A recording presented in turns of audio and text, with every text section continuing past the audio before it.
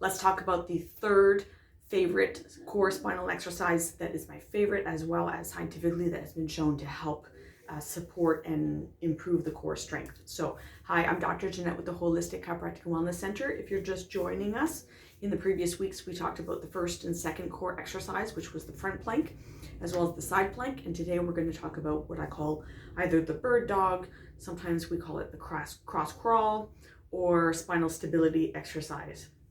So this is one of my favorite ones that is the most modifiable that you can do.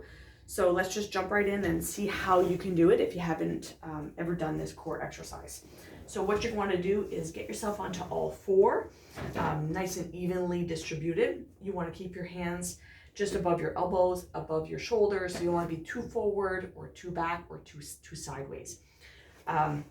So what you're going to do is you want to imagine that you have a book right across your pelvis here. Or if you could imagine that you had a glass of water that is sitting there. And what's really important is that you don't want to tilt your pelvis up to the ceiling or down to the floor. You want to keep it nice and flat. So pretend that you got to keep that book on your pelvis here.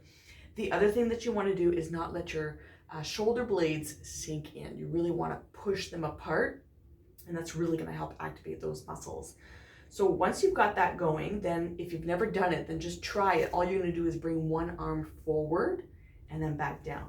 Bring the other arm forward and then back down. Bring one leg back down, and then bring the other leg back down. Now that would be a good introduction. Now from there, the second step would be bringing the opposite leg and the opposite arm at the same time. And so this is what it would look like. And again, keeping that pelvis, you don't want to dip it down or dip it up. You really want to keep that book flat on your pelvis and keeping those shoulder blades apart, bringing that arm up. And then you'll cycle back down and then switch to the other side. So this is a great exercise to start with. You're going to want to start with 2 seconds, repeat that 10 times. Once that's easy, work your way up to doing each side 10 seconds, 10 times, and I would rinse and repeat and do that a second time. So I hope that's helpful. From there, if that's already easy, then there are ways to improve it or make it more challenging, whether it be bringing one leg up to the side.